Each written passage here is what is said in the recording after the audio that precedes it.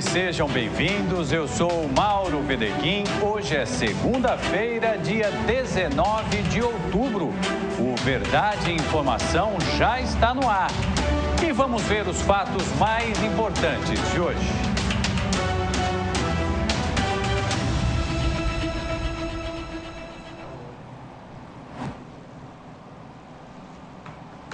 Mapeamento da rede de atendimento à infância e juventude do Estado. Bom para todos. Governo do Estado lança plano de esgotamento sanitário de Maceió. E ainda, as notícias do esporte com Viderlan Araújo. Mais uma vez, boa tarde para você que me acompanha na tarde desta segunda-feira, dia 19 de outubro. Boa tarde, uma excelente semana para você e para toda a sua família. Foi apresentada hoje a programação da Semana Nacional de Ciência e Tecnologia. Entre as novidades do evento está o lançamento de um aplicativo que vai ajudar a aumentar o estoque do banco de sangue em Alagoas. Quem tem os detalhes é o repórter Fernando Palmeira. Luz, Ciência e Vida. 12ª semana de Ciência e Tecnologia e um tema dos mais importantes: doação de sangue. Temos que ter essa consciência cívica, humana e até cristã. Os estoques de sangue dos hemocentros de Alagoas, a exemplo do Hemoal, sempre estão com níveis de carência. E é preciso que nós tenhamos essa consciência no momento em que se fala de ciência e tecnologia. Estou ao lado da secretária de Estado da Saúde, Rosângela Visormisca, e ela nos fala sobre a importância dessa consciência de doação de sangue. É fundamental que a gente consiga caminhar. É um ato, eu digo, além de ser um ato de amor, né? Amor à vida, é um ato de cidadania, de responsabilidade cidadã. E dessa forma é que, juntando as parcerias, né, do IFAL, com a Secretaria de Ciência e Tecnologia, Secretaria de Saúde e outros parceiros, é que surgiu essa ideia de se fazer esse aplicativo para que esteja mais próximo do cidadão e da vida da gente, como tantos outros aplicativos que existem hoje na vida da gente, que facilitam a vida da gente, né? Então, por que não ter um que facilite a capacidade de captação de sangue? A ciência e tecnologia tentando contribuir também para salvar vidas. Então, na verdade, a intenção desse projeto foi integrar os diversos parceiros em torno de um benefício comum para a sociedade. Então, um aplicativo que foi criado dentro de um ambiente acadêmico, que é o Instituto Federal, e que foi desenvolvido e foi levado até a sociedade através do Hemoal, através do benefício que é a doação de sangue. É um assunto que sensibiliza muitas pessoas e, dessa forma, a gente consegue esclarecer mais facilmente de que forma a tecnologia pode contribuir para o nosso dia a dia também. Na 12ª edição da Semana Nacional de Tecnologia, de Ciência e Tecnologia, o que é que está programado aí pela Secretaria? Existem eventos acontecendo no Brasil inteiro. Afinal de contas, a Semana de Ciência e Tecnologia é motivada principalmente pelo Ministério de Ciência e Tecnologia, no âmbito federal, mas aqui no estado de Alagoas, especificamente aqui em Maceió, nós preparamos uma semana recheada em torno desse aplicativo. Então, esse é o grande lançamento, e que o aplicativo não tem apenas o benefício social, mas também a caráter de integração. Então, a iniciativa privada, junto com a iniciativa pública, se reuniram para tornar possível um aplicativo que permite estimular as pessoas a fazerem mais doações de sangue, facilitar quando existe carência de algum tipo sanguíneo, facilitar a lembrança para que o doador volte novamente a fazer a sua doação. Então, existe uma série de benefícios em torno justamente dessa rede social do aplicativo. Quando se fala na 10ª Semana Nacional de Ciência e Tecnologia, Luz, Ciência e Vida, o que é que você está dizendo tudo isso? Esse é o tema desse ano, Luz, Ciência e Vida, e especificamente vida está sendo ressaltado aqui nessa semana aqui em Maceió. Então, durante toda essa semana haverá aqui coleta de sangue nos dias 21 e 22, o ônibus da Hemoal estará aqui disponível, em que aproveitaremos também as facilidades proporcionadas pelo aplicativo para que a gente possa fazer isso de uma forma mais otimizada. Então, essa é a intenção dessa semana, para que a gente possa divulgar, fazer uso de tecnologia e integrar mais a sociedade. Luz que é consciência, luz que é ciência, luz que é vida. Essa conscientização para que tenhamos mais vida através da consciência de doação de sangue, porque os estoques do Hemocentro de Alagoas, o Hemoal, estão por demais carentes sempre. E você se conscientizando, indo ao Google Play e nesse aplicativo você ter as condições de ser mais um doador, de ser mais um que salva vidas em Alagoas. Com as imagens do Flávio Santos, Fernando Palmeira, para a TV Marcanal 25 da organização Arnon de Melo, na NET.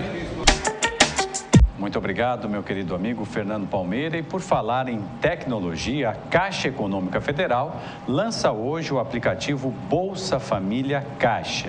A ferramenta conta com funcionalidades que permitem verificar a situação do benefício, o calendário de pagamentos e a rede de atendimento do banco. Quem não é beneficiário do programa também pode usar o aplicativo para consultar diversas informações ligadas aí a toda a rede de atendimento da Caixa Econômica Federal.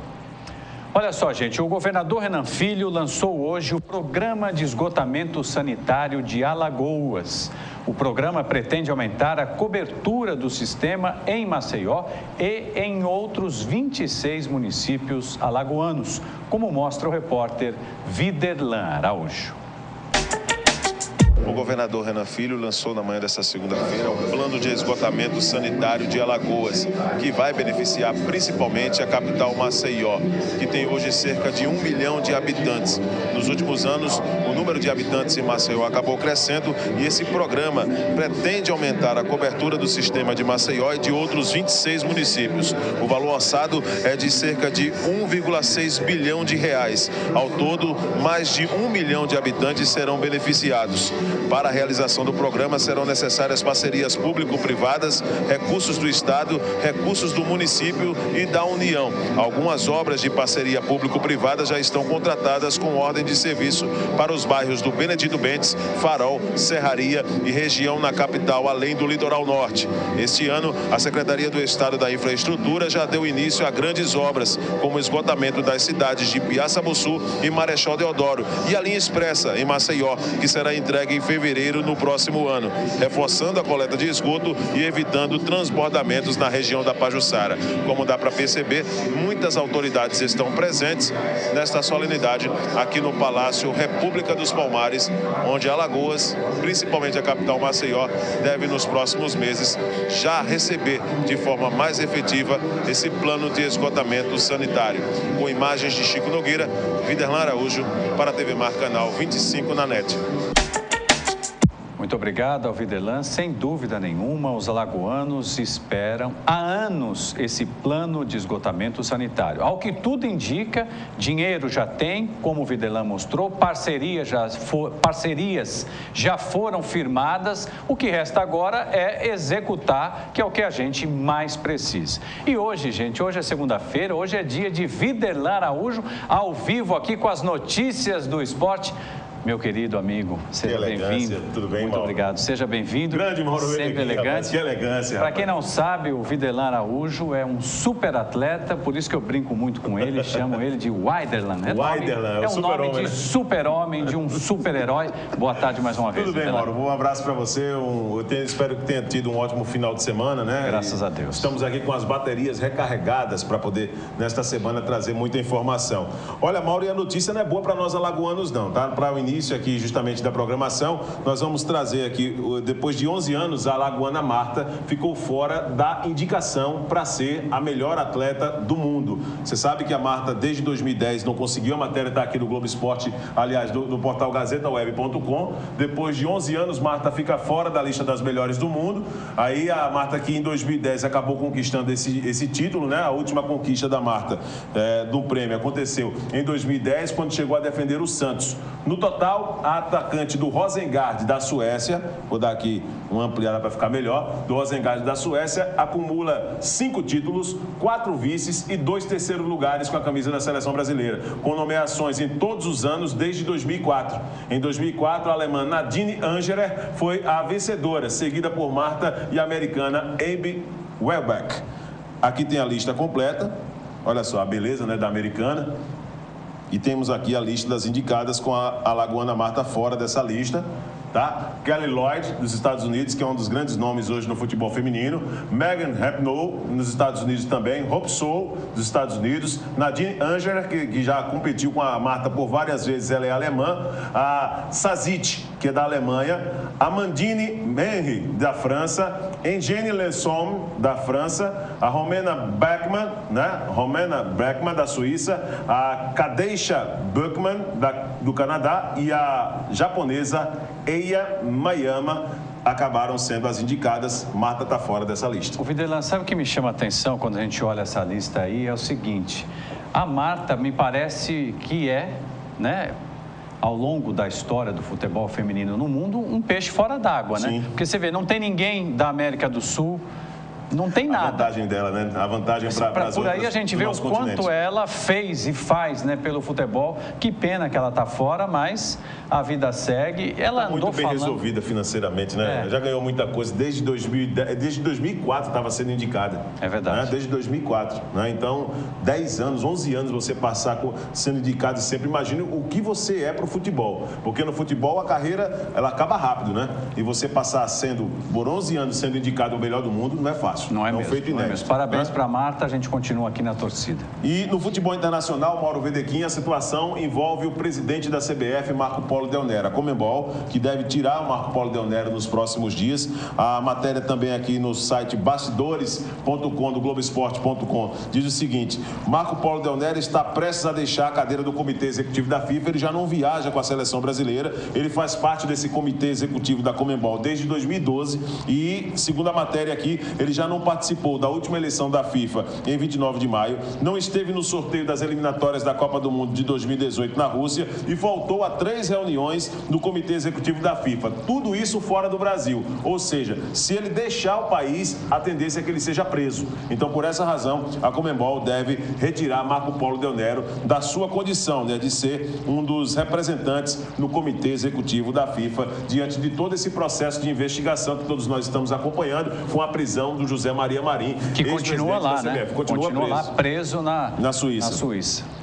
Olha só, Mauro, e durante o final de semana nós tivemos um evento realizado em Goiânia e esse evento ele trouxe uma situação triste, já que Joãozinho 13, que é um dos grandes nomes brasileiros no automobilismo, numa competição chamada Superbike Brasil, no Autódromo Internacional de Goiânia, ele acabou sofrendo um acidente muito forte. O pessoal que estava nas arquibancadas acabou filmando, na verdade, esse episódio. Nós temos imagens aí desse acidente que acabou vitimando o Joãozinho 13, de 32 anos. O Felipe Ferreira vai ali posicionando essa imagem desse acidente, né? O cinegrafista amador, imagem do cinegrafista amador, que traz o momento do acidente em Goiânia. Olha só, observa que não há muita qualidade da imagem, porque foi o cinegrafista amador, mas ele passa direto na curva e vai bater na barra de proteção.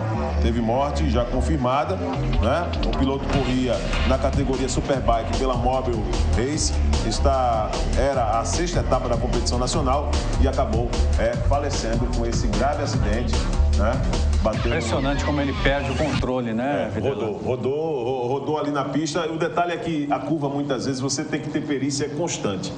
Em alta velocidade, você tem que ter perícia constante. E aí acabou perdendo e faleceu. 32 anos apenas. Eu tenho 35, Mauro. Olha só.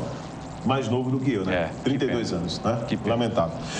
Vamos na sequência falando de Série A do Campeonato Brasileiro. Tivemos no final de semana muitas situações interessantes no futebol brasileiro, principalmente na 31ª rodada da competição. Antes de trazermos aqui a classificação e os resultados, vamos olhar então o jogo do Corinthians. O Corinthians enfrentou o Atlético Paranaense e venceu. Ninguém consegue parar o timão. Vamos ver os gols. Impressionante o Corinthians, realmente uma campanha maravilhosa. Renato Augusto fez esse primeiro gol, tá uma campanha fantástica, né? Ninguém consegue parar. Agora, o mais interessante, Mauro, é o discurso do técnico Tite. Um discurso humilde. Gostaria de vê-lo na seleção brasileira. Gostaria muito. Porque o Corinthians, com essa vantagem, que daqui a pouco nós vamos mostrar na classificação geral, ele consegue passar pelos adversários sem aquela questão do menosprezo. Renato Augusto fez esse primeiro gol. Isso no primeiro tempo. O Corinthians conseguiu abrir uma boa vantagem. Só no primeiro tempo fez 3-0.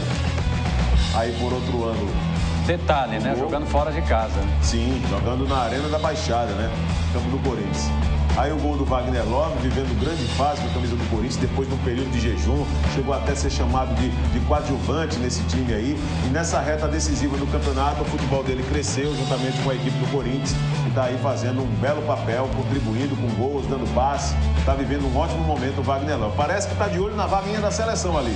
Se brincar, pode ser até convocado, quem sabe, né? Pode ser como até você convocado. falou, né, Videlão, a importância do Tite na recuperação do Wagner Love, né? Ele realmente acalmou os ânimos, apostou. A pressão era enorme, se fosse outro tinha sacado ele do time, né? Aí mais um gol do Corinthians, o Renato Augusto, isso tudo no primeiro tempo, viu, irmão? 3-0 fora de casa, passeio do Corinthians, sem nenhum tipo de surpresa. Mais uma vez o gol, a jogada trabalhada aí, o Wagner Love servindo ali o Renato Augusto. Observa ali que a velocidade é enorme, né? Na verdade foi o Elias, né? A velocidade ali serviu o Renato Augusto. Olha aí o passe do Elias. A bola, na verdade, acredito até que já iria para o gol.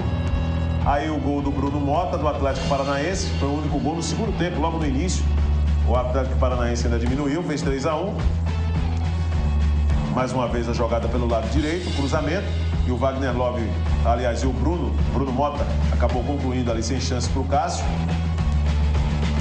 O Atlético Paranaense que tem 3 jogadores alagoanos por lá, né? O Ítalo é um deles, mora aqui no bairro da Jatiuca. Wagner Love, de cabeça, fez o 4º gol do Corinthians e fechou a conta final, Corinthians 4, Atlético Paranaense 1. Vamos dar uma olhadinha, Mauro, na classificação da Série A do Campeonato Brasileiro, depois dos resultados do final de semana. O Corinthians lidera 67 pontos, em segundo o Atlético Mineiro com 59, em terceiro o Grêmio 55, o Santos é o 4º com 49, em quinto o Palmeiras com 48, em sexto o São Paulo 47, o Internacional é o 7º 47 e oitavo a Ponte Preta 47 pontos. Em nono o Sport com 46, o Flamengo é o 10º com 44 pontos. Aí virando a página, em 11º o Cruzeiro com 41, 12º o Fluminense com 40, 13º o Atlético Paranaense 39, em 14º a Chapecoense com 38 pontos, 15º o Figueirense com 34, 16º o Avaí com 33. E a zona de rebaixamento, em 17º o Curitiba com 33 pontos, em 18º o Goiás com 31, em 19º o Joinville com 30 e na lanterna o meu Vasco com apenas 29 pontos até aqui nesta Série A do Campeonato Brasileiro. Vou dizer uma coisa para você com muita sinceridade, Videlão. Eu sou São Paulino, você sabe, o São Paulo e o Vasco jogaram ontem. Eu vou dizer, eu não acho o time do Vasco ruim. Eu não sei o que aconteceu no início do campeonato que o Vasco não conseguiu jogar. Sinceramente falando. Sinceramente, que por muito pouco ontem o São Paulo não perdeu para o Vasco dentro de casa. O Vasco tem um elenco melhor hoje do que clubes como Joinville, Chapecoense, com todo o respeito dessas equipes, mas o Vasco tem um elenco melhor do que eles aí, mas hoje na lanterna, né? Infelizmente o futebol não se faz só com o nome no papel, né?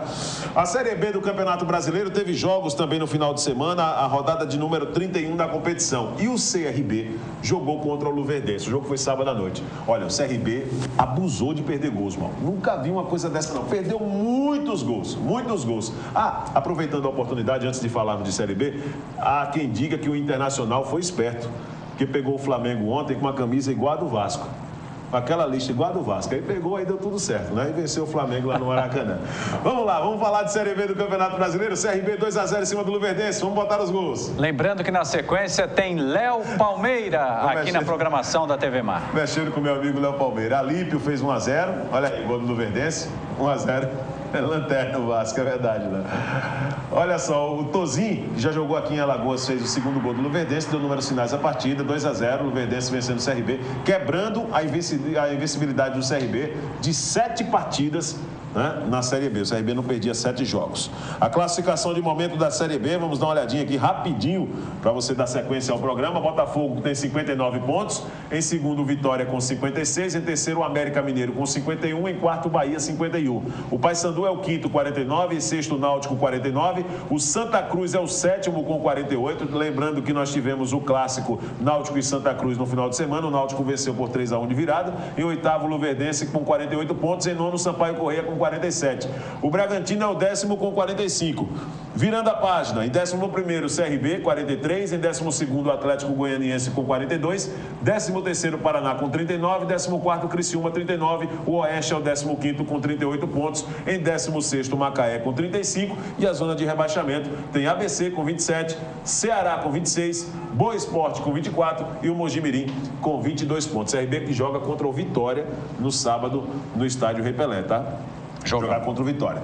Bom, pra gente fechar, o Asa joga hoje à noite contra o Tupi, né? Vai ter, é o último time que tá faltando, o último jogo que tá faltando definir o classificado para a Série B do Campeonato Brasileiro. No final de semana, já confirmou classificação o Vila Nova, o Brasil de Pelotas e o Londrina. Essas 3 equipes já estão na Série B do Campeonato Brasileiro. O Asa vai ter que reverter uma vantagem do Tupi. Vai jogar sem o Didira, principal jogador da equipe, tá machucado. Foi barrado pelo técnico Vica. Há quem diga que o jogador simulou essa contusão para não jogar. Puxa vida, essa altura do campeonato. Pois é, aí o Vica barrou o jogador. E o que é pior, hoje pela manhã, a Eletrobras cortou o potencial, suspendeu, né? O potencial energético do estádio Coraci da Mata Fonseca, palco da partida desta noite.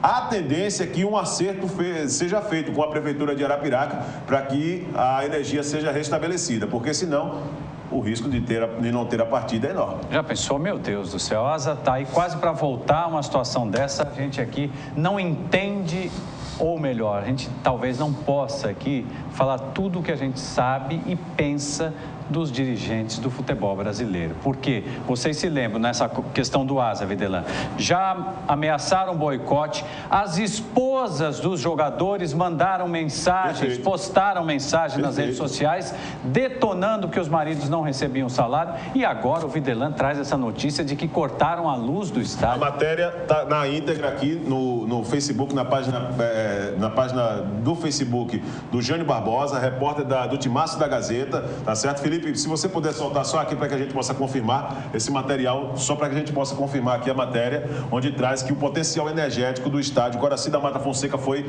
suspenso. Está aqui, já é o material suspenso. A Eletrobras corta a energia do estádio municipal Coraci da Mata Fonseca. Parabéns ao Jânio aí, fazendo um trabalho muito bacana. Em cima da bucha, né, do Timaço da Gazeta. Mauro, um grande abraço, parabéns pelo programa. Parabéns Sou seu fã e estaremos de volta muito ainda nos próximos dias para poder participar do ao vivo ou aqui presente para falar do futebol. Maravilha, maravilha mesmo. Tá certo, Mauro? Um abração, irmão. Valeu. Gente, eu vou agora para um rápido intervalo. Agradeço imensamente o Videlan, porque quando ele vem aqui, ele enriquece demais o programa com informações muito importantes. E na volta, tem o doutor Daniel Nunes aqui comigo ao vivo. A gente vai falar sobre violência em Alagoas, estatísticas confusas, mas o que interessa é o debate sobre a segurança pública aqui no nosso estado. Não saia daí, eu volto em instantes. Até já.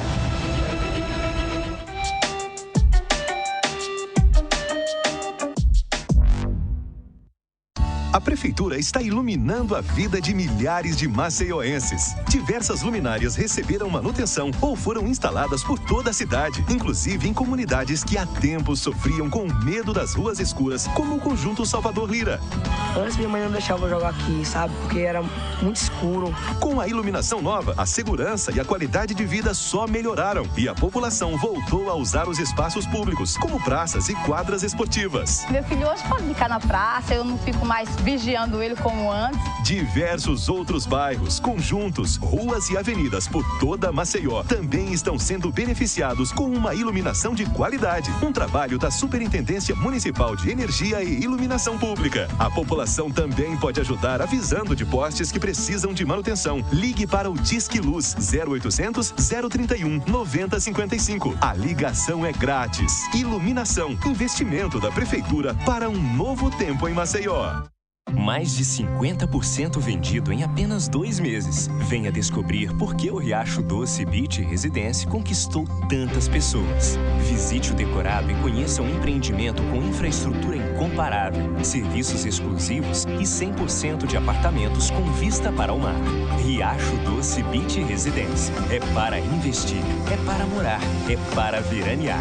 Construção e incorporação Teto e Rava. O quanto quanto a indústria é importante para o Brasil?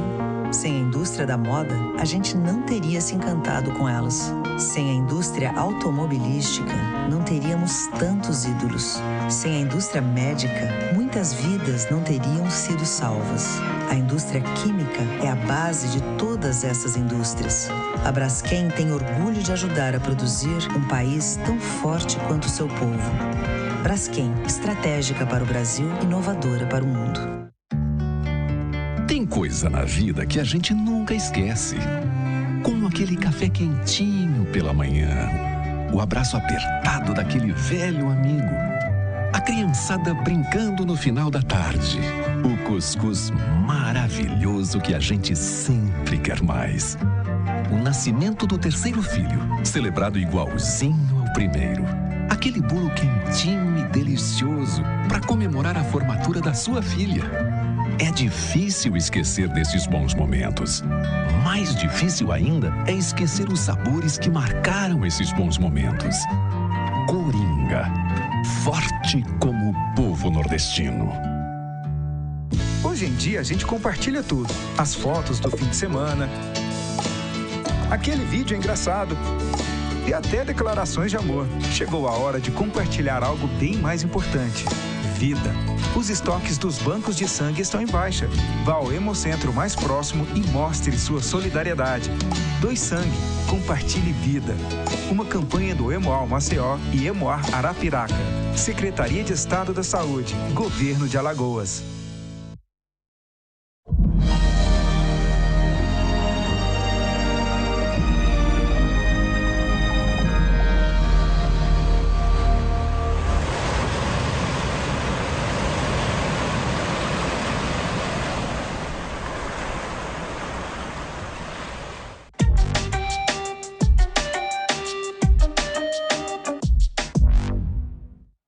Voltamos com Verdade e Informação. Lembrando que você pode acompanhar o nosso programa ao vivo pela internet, é gazetaweb.com, gazetaweb.com. Você clica lá em TV Mar, você vai ver a qualidade é excepcional. Então, se você não está perto do canal 25 da NET, não tem problema, vá até a internet e acompanhe toda a programação da TV Mar e, é claro, aqui o nosso Verdade e Informação. Olha só, gente, o Ministério da Justiça divulgou que Alagoas registrou 1.050 assassinatos no ano passado. Já a Secretaria da Segurança Pública emitiu nota em que afirma que o Estado contabilizou 2.056 mortes violentas ao longo do último ano. Para falar um pouco sobre isso, violência, segurança pública, nós recebemos aqui o doutor Daniel Nunes, ele que é presidente da Comissão de Direitos Humanos da OAB de Alagoas. Doutor Daniel, muito obrigado por ter aceito o nosso convite. E antes de lhe fazer qualquer pergunta, eu queria fazer um elogio. Acompanho o seu trabalho, como os alagoanos também acompanham, o senhor tem realmente desempenhado um papel brilhante à frente aí dessa comissão que é tão importante para todos nós, porque a gente quando fala em violência, aquela coisa, bandido bom, é bandido morto, não sei o quê, eu fico imaginando, gente, o que seria do Brasil se cada um fizesse a justiça como acha que deve ser. Já pensou o que poderia acontecer? Imagino que seja o caos, né, doutor? Boa tarde. Com certeza. Obrigado mais uma vez. E esses números da violência, essa confusão toda, o que mostra isso, na sua opinião, doutor? Bom, infelizmente, Alagoas é um estado proporcionalmente mais violento ainda do país, infelizmente. Houve, claro, do ano passado para cá, uma diminuição aí na quantidade de mortes. Então, a gente realmente está vivendo esse período, nós estamos vivendo um período de diminuição. Esse esforço que a polícia fez junto com o secretário novo, governo novo, já tinha começado no governo passado, mas agora, né, embora a gente possa questionar a forma, mas o resultado é prático, existe. Houve uma diminuição, de fato. Então, esses números, eles mostram uma realidade, infelizmente, ainda de muita violência. 2.000 mortes por ano em Alagoas é um patamar altíssimo. Para você ter uma ideia, na década de 90, a gente estava abaixo de 1.000. Né? E, assim, tem esses períodos em que há uma diminuição. Quando volta a violência, ela volta num patamar superior. Então, esse é o medo que nós estamos nessa situação que estamos passando agora. Pode ser que depois volte ainda num patamar mais superior ainda. Essas ações que o governo tem feito, doutor, me parece que são bem-vindas, né? Tem sido feito um trabalho sério. Agora, aproveitando a experiência do senhor, qual é a grande causadora da violência aqui? São mesmo as drogas, o tráfico? Como é que o senhor explica isso? Olha, eu acho difícil a gente ter uma resposta a essa pergunta, porque realmente é muito complexo, não houve estudos científicos. Agora, a gente supõe que seja uma mistura de duas coisas. Uma certa cultura de violência, porque Alagoas ainda é um estado basicamente rural, então a zona rural ela é teoricamente muito mais violenta do que a zona urbana. Parece uma coisa absurda, mas é verdade. A gente tem estudos aí mostrando que nos Estados Unidos, em outros lugares, boa parte da população de Maceió, por exemplo, é de origem rural. Há pouco tempo está na cidade de Maceió, essas favelas todas casa que foi destruída aí no interior, por conta dessas histórias trabalhistas e tudo mais. Então esse povo todo veio para a capital, né? Aí então criou-se um caldo de cultura para a violência, mas é lógico que a Alagoas é um estado onde tem um histórico de violência. E com a vinda da epidemia do crack, principalmente, então essa violência, ela está realmente enraizada. É uma coisa que acontece, boa parte, então, dessa violência é por conta dessa questão do tráfico. Mas não é só isso, né? Nós temos a violência política, outros tipos de violência em Alagoas, né? E, infelizmente, é um quadro que ainda, assim, melhorou alguma coisa, mas, de fato, de forma profunda, a gente não voltou àquele status quo da década de 1990, onde era bem menor. A população até que não cresceu tanto quanto a violência em Alagoas. Infelizmente, a violência cresceu mais do que a população. Doutor, e a questão dos direitos humanos? Qual é a análise que o senhor faz em relação a isso nesse momento aqui no estado? Então, essa situação toda de morte o ela gera excessos? Eu acho assim, não existe esse negócio de direitos humanos. O que existe é respeito à lei, né? Eu vou dar só um exemplo concreto aqui. Países como França, Inglaterra, Alemanha, Itália e toda a Europa, o investimento que eles fazem em segurança pública lá é próximo do investimento do PIB brasileiro. É 1,3%, 1,2% do PIB. O Brasil gasta quase a mesma coisa e o resultado nosso é péssimo, né? Então, nesses países, a morte por 100 mil habitantes é 0, alguma coisa. Infelizmente, no estado de Alagoas, por essas contas desse relatório que foi divulgado, chega a 68, 0,68, quer dizer, aqui é altíssima, né? A quantidade de pessoas por 100 mil habitantes. Então, isso é que preocupa a gente. Então, talvez haja necessidade de maiores investimentos ainda do governo para compensar esse atraso que nós temos em relação... Quando se fala direitos humanos ou não direitos humanos, eu acho que a gente tem falta de direitos humanos. Essa situação toda denota exatamente isso. Não é que existe direitos humanos de mais, que existe direitos humanos de menos. Boa parte da população não tem acesso a qualquer coisa e nem entende que pode resolver metade dos seus problemas dialogando, mediando, como se resolve na França, na Inglaterra e em lugares mais adiantados, e não na bala, na faca, como aqui, infelizmente, boa parte dos conflitos são resolvidos. O senhor acha que a polícia comunitária pode ajudar? Seria um dos caminhos aí para, pelo menos, atenuar essa situação? Isso aí já está provado, pelo menos pelas estatísticas aqui em Maceió. Nós temos a implantação de algumas bases comunitárias aqui, que começou no governo passado e continua no atual, e os resultados são sempre muito positivos, né? E, então, quando a polícia ela se dedica, né, realmente à comunidade, se aproxima, os resultados são muito bons e foram muito bons e continuarão a ser, desde que essa ideia continue sendo mantida. Doutor, os dados nacionais mostram que a polícia matou no ano passado, salvo engano, estou tentando puxar aqui pela memória, uma pessoa a cada 2 dias, isso no Brasil. Essa situação de violência, que muitas vezes o próprio policial, né, doutor, ele já vai com medo ali para o enfrentamento. Tem gerado excessos aqui também em Alagoas? Infelizmente, Alagoas passou de uma média de 30 e poucos casos. Isso no ano anterior, em outros anos era 14, era até menos. Para o ano passado, absoluto, foram 77 casos de pessoas mortas em conflito com a polícia, né? E esse ano eu acredito que vai ser um número bem maior, porque já é quase esse número.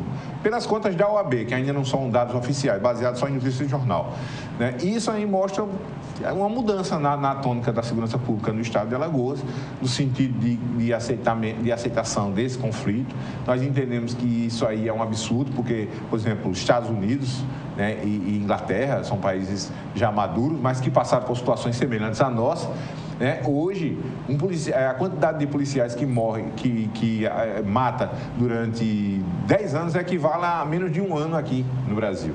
Então, esses dados são alarmantes, são perigosos e a gente realmente tem que trabalhar nisso, porque a polícia, ela recebe uma missão de proteger a sociedade, ela não pode virar o algoz. Então, a gente tem que ter muito cuidado com isso, né, e preocupação, porque muda governo, vem governo e a polícia continua sendo a mesma, os policiais trabalham 30, 40 anos, crime de homicídio não prescreve.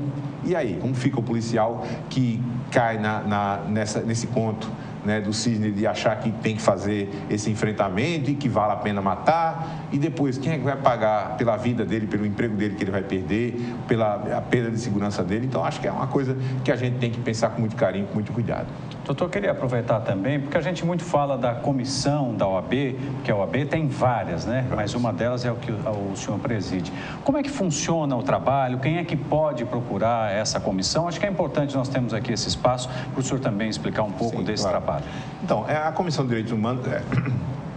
São duas comissões estatutárias que existem na OAB, existem muitas outras, mas estatutárias são duas, a Comissão de Direitos Humanos e a Comissão de Prerrogativas, né? E a Comissão de Direitos Humanos, ela faz um trabalho a contribuição à população, um serviço que a OAB presta, de certa forma comunitária, apoiando as vítimas de violência, principalmente as violências cometidas por agentes do governo, do aparato estatal, seja municipal, estadual ou federal, diante da precariedade das nossas instituições, que infelizmente ainda precisam ser bastante aperfeiçoadas. Esse é um trabalho fundamental que a gente faz, a gente recebe as pessoas, a gente anota os seus reclames, encaminhamos para as autoridades competentes e acompanhamos os casos. Na maioria das vezes, em muitos casos, a gente consegue sucesso desse acompanhamento, pelo menos assim, uma cobrança maior. Nós sabemos que a elucidação de conflitos aqui, infelizmente, ainda é muito baixa, principalmente em inquérito policial, que boa parte do que a gente recebe lá é esse tipo de demanda, que vem de violência policial. Então, esse trabalho que a gente fez, e tem feito esse trabalho há muito tempo, é um trabalho assim que eu acho que a OAB cumpre uma missão por conta, inclusive, de resquício da ditadura militar, e que a gente vem cumprindo e continuará cumprindo, porque a ordem também é um instrumento da sociedade em defesa da democracia e da liberdade. Muito bem. Esse, gente, é o doutor Daniel Nunes. Doutor, muito obrigado pela presença. Mais uma vez, parabéns pelo trabalho. Obrigado. E continue aí incansável nessa luta que é tão importante. Muito obrigado, então, ao doutor Daniel Nunes, presidente da Comissão de Direitos Humanos da OAB Alagoas, que deu aqui esse depoimento tão importante para nós, porque quando a gente fala de direitos humanos, envolve toda a sociedade. E a gente sabe o trabalho que o doutor Daniel tem feito aí à frente da OAB, da comissão da OAB. Olha só, gente, nós vamos agora falar de política aqui. Postos de saúde e política. Há como misturar duas coisas diferentes? Veja a resposta na coluna No Ponto.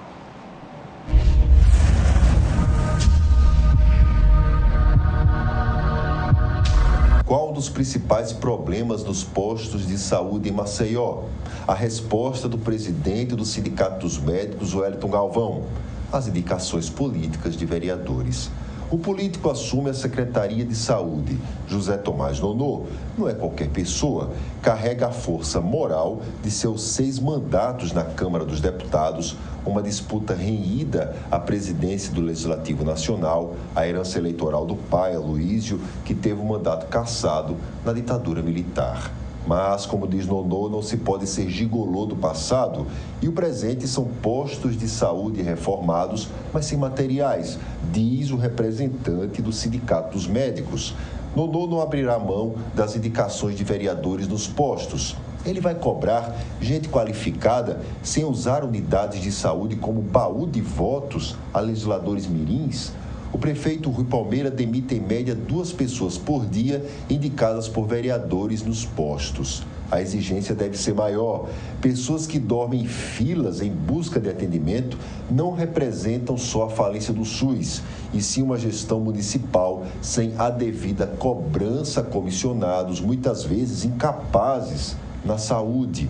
Postos em Maceió deveriam ser ranqueados, os melhores e os piores. Comissionados que não dão resultados devem ser demitidos por incompetência. Lugares que humanizam os mais carentes podem ser mais valorizados, receber mais incentivo do prefeito Rui Palmeira. Há postos com segurança precária, como no Jacintinho, ou aqueles funcionando na marra, como no Dixtrada. O avanço na pauta da saúde pode ir além da crise e chegar aos vereadores e aos seus indicados.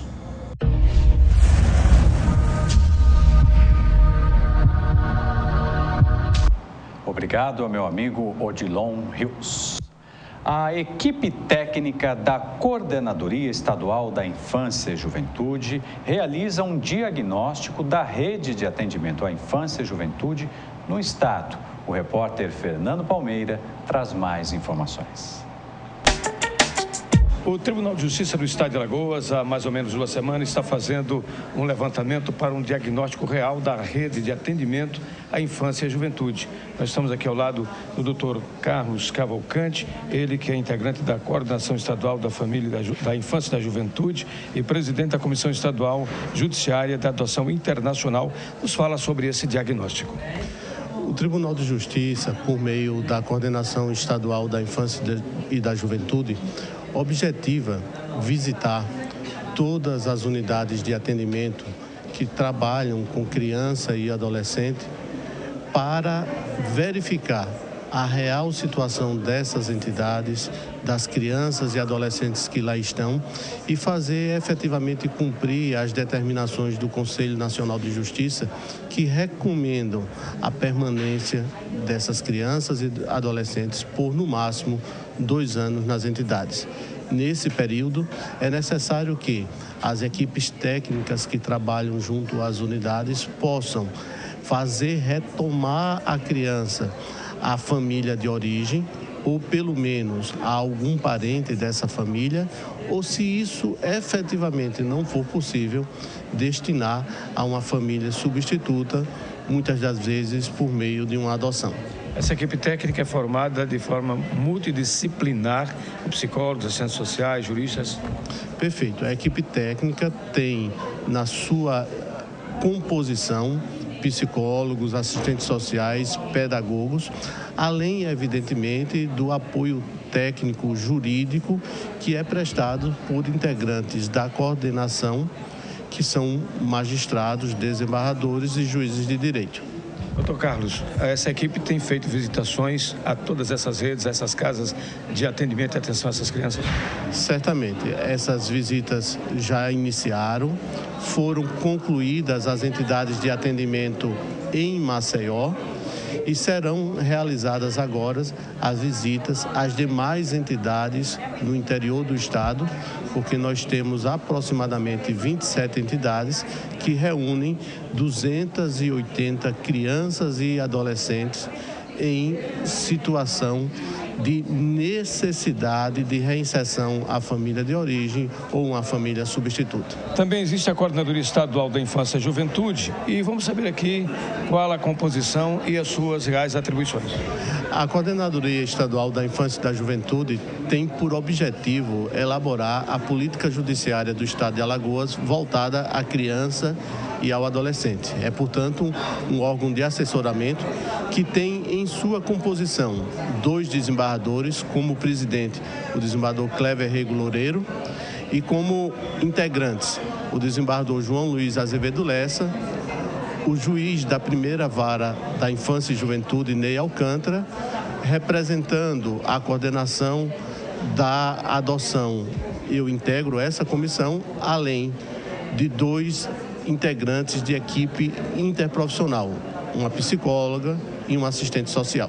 Todo esse trabalho requer treinamento, capacitação de pessoal. Aqui na Escola Superior de Magistratura, um curso está acontecendo, oficinas, o que é que mais para preparar todo esse pessoal? Exatamente. Trata-se de um curso de treinamento voltada às questões da liberdade assistida e de prestação de serviço à comunidade, direcionada aos CREAS e demais entidades interprofissionais, entidades técnicas que, tanto em Maceió quanto no interior do estado, trabalham com a aplicação dessas medidas. A Justiça Alagoana cumpre o seu papel protetivo, aplicação da lei, do Estatuto da Criança e do Adolescente e, acima de tudo, também no Código Civil, as questões de doações locais, regionais e até internacionais. Tudo isso para a segurança maior da infância e da juventude. Aqui da Esmal, com as imagens do Flávio Santos, Fernando Palmeira para a TV Marcanal 25, da organização Arnon de Melo, na NET. Fernando, não há nenhuma dúvida disso, ainda mais que este ano o Estatuto da Criança e do Adolescente completa 25 anos. Então, essa leitura, esse mapeamento que está sendo feito aí é muito importante. Há até quem diga que o Estatuto, o ECA, precisa sofrer algumas mudanças, mas o fato é que ele continua aí valendo e a gente realmente precisa saber como é que anda toda essa rede de atendimento à criança e ao adolescente aqui no estado de Alagoas. Gente, agora é hora de receber a jornalista Polane Santos, a nossa produtora especialíssima. Olá, boa tarde, Polane, tudo bem? Tudo bem. Como é que vai? Quer dizer que você vai falar de uma coisa que não tem aqui, mas que atinge com certeza, os alagoanos, atinge, os nordestinos. Certeza, é verdade. Olha, da madrugada do sábado para o domingo, a partir de meia-noite, na realidade do sábado para domingo, os moradores de 10 estados brasileiros tiveram que adiantar aí em 1 hora os relógios devido ao horário de verão, né, que começou já a partir da meia-noite deste domingo e vai até o dia 21 de fevereiro de 2016. Então, o governo federal, Mauro, ele estima, na realidade, ter uma economia de cerca de 7 bilhões de reais com essa medida, né? Adotando aí ao horário de verão. E aí vale a gente lembrar que essa medida, essa redução, aí, essa economia, seria devida a investimentos que necessariamente teriam que ser feitos caso o Brasil não adotasse ao horário de verão. Mas aí, como você bem falou, Mauro, não são todos os estados, né? Na realidade, são apenas os estados da região sul, sudeste e centro-oeste. As regiões norte e nordeste estão fora desse esquema do horário de verão, mas precisam ficar atentas, sim. As pessoas que precisam utilizar os bancos, apesar de estar em greve, mas ainda assim os bancos estão funcionando no horário de verão. O horário de Brasília são seguidos pelo horário de Brasília, os bancos e também o esquema, os horários dos voos, também todos eles são todos... É verdade, né, Polane? As companhias aéreas também obedecem Brasília, né? O horário não interessa Brasília. Que o voo está saindo, por exemplo, de Maceió, né? Não interessa, obedece ao horário de Brasília e o pessoal de casa tem que ficar atento. Agora, imagina você também, quem está se programando para fazer a prova do Enem, fica atento, porque a prova do Enem também obedece ao horário de Brasília, ou seja, 1 hora antes aqui pra gente, né? 1 hora antes, tem que sair 1 hora antes de casa. Se já tinha que sair 1 hora antes para poder se programar e evitar qualquer atrapalhamento, qualquer coisa que pudesse acontecer, vai ter que sair, ou seja, 2 horas antes, na realidade, para ter aí a segurança e não ter nenhum atraso. É verdade, gente. Então, olha, a Polane está lembrando aqui, importantíssimo. Sempre que eu falo dela, eu falo com razão. Começou o horário de verão, ou seja, em Brasília agora são 3 horas e 20 minutos em Brasília. Em Alagoas, 2 horas e 20 minutos. Aí muda tudo. Horário dos bancos, horário dos voos, mesmo que o voo parta aqui de Maceió, não tem erro. O que vale é Brasília. Então, se liga aí para não ter confusão. E a história do Enem, né? Isso é muito importante também. E tem efeito sobre o corpo da gente? Tem efeito também, Mauro. Olha, alguns estudos, na realidade, já há algum tempo, né? Alguns pesquisadores têm se dedicado a fazer estudos a respeito do horário de verão, o que é que interfere no comportamento e até no organismo das pessoas. E aí eu tenho aqui 5 mudanças, né? As que mais se destacam, as 5 mudanças que interferem na nossa vida. A primeira é uma mudança boa, é um registro legal, que mostra que as crianças, durante o horário de verão, durante esse período, elas praticam mais atividade física. Acredito que seja porque o sol demora, né, mais a se pôr, e aí elas têm mais essa disposição também para praticar atividades físicas.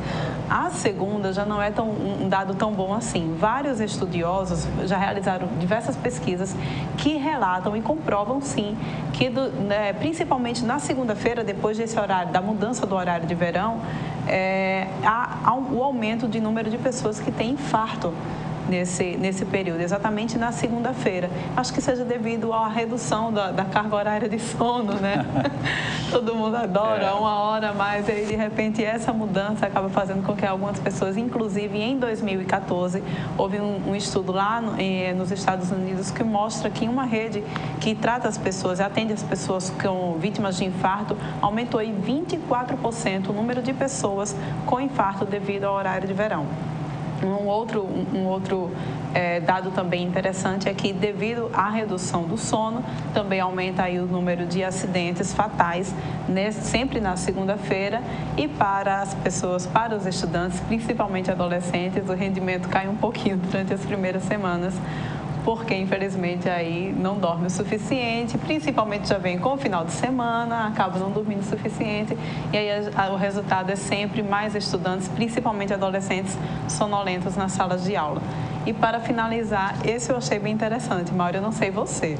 Aqui a gente raramente entra em horário de verão, né? Eu nem me lembro qual foi a última vez, na realidade, que o Nordeste entrou. Mas você que já vem lá do Sul e da região Sudeste, na realidade, você gastava mais tempo na internet?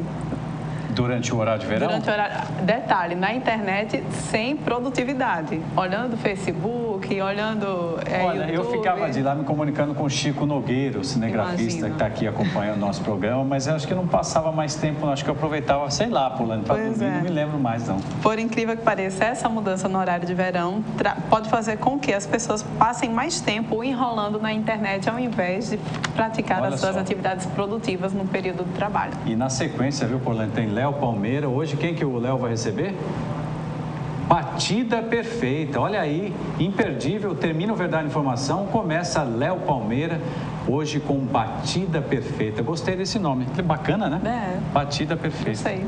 Muito bom. Mais alguma coisa? Por hoje é só. Por hoje é só. Então, boa semana, Polane. Muito obrigado pelas informações. A Polane que está aqui com a gente, trazendo essas informações aí sobre a chegada do horário de verão, que não tem no Norte e Nordeste, mas que acaba também mexendo com o nosso dia a dia. Obrigado, Polane. Boa tarde para você.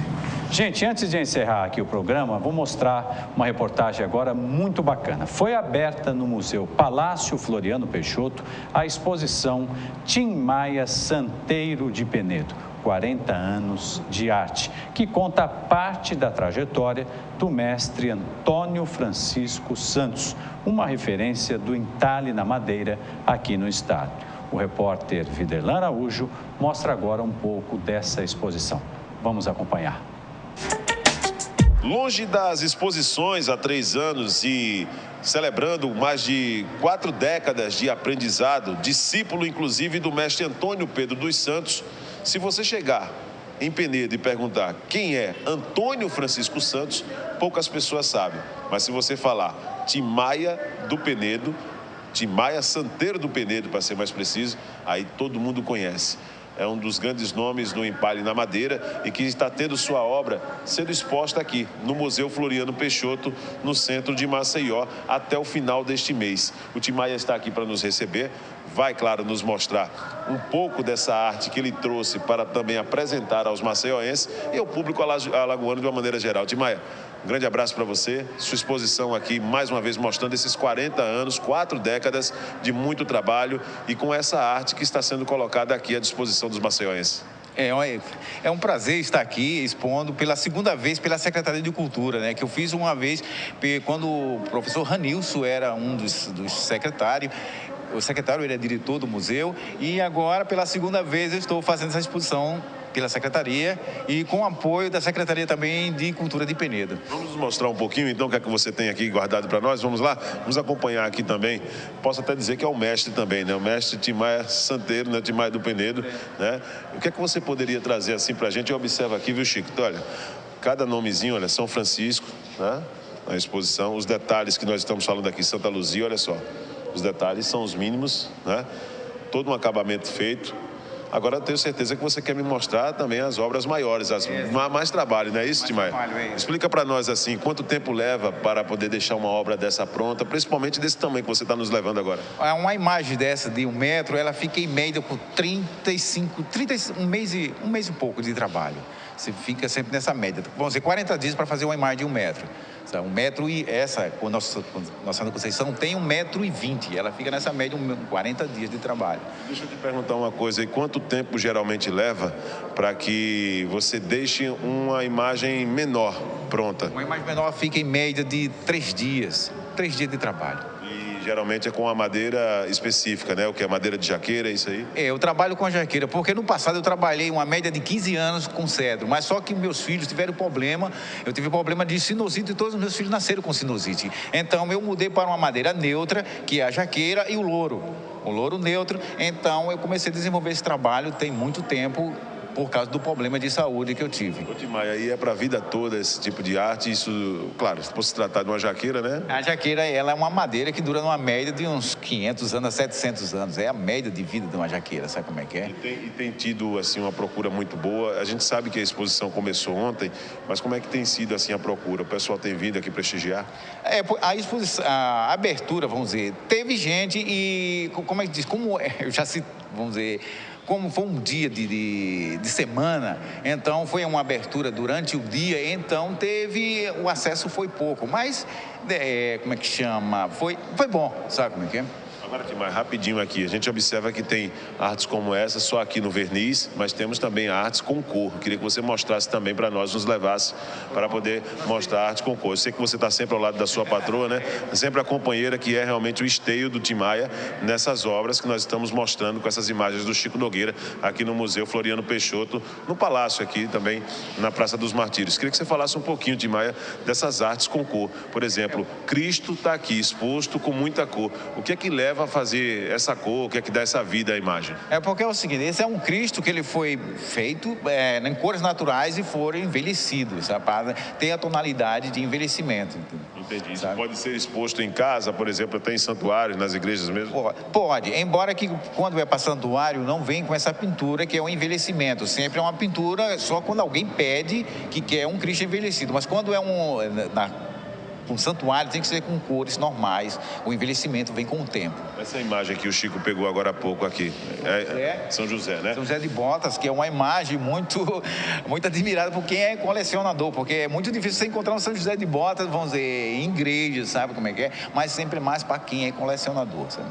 E demora quanto tempo para poder fazer uma imagem como essa, com essa riqueza de detalhes, o dourado, por exemplo? É porque a escultura ela é mais fácil de fazer do que a pintura. A pintura torna-se mais lento porque por causa de detalhe, por causa de você tem que dar aparelho, você tem que ter, é um processo, aí fica um pouco mais com mais tempo de trabalho, a imagem pintada. Timaya, parabéns pelo trabalho, ele sempre ao lado da sua esposa, até o dia 31 de outubro, essa exposição, denominada aí como a exposição Timaya Santeiro do Penedo, 40 anos de arte, estará aqui no Museu Floriano Peixoto, no Palácio República dos Palmares, aqui na Praça dos Martírios, aberto a público para poder acompanhar, prestigiar, a entrada é franca, você pode prestigiar essa arte aqui de entalhe na madeira, que o Timaya sempre vem fazendo e é uma referência nacional e internacional. Tem muitas dessas obras que já deixaram, inclusive, o Brasil, adquirida por estrangeiros, obviamente. Está aqui até o dia 31 de outubro nesse trabalho que nós estamos mostrando com imagens do Chico Nogueira. Viderlan Araújo para a TV Mar, canal 25, na NET.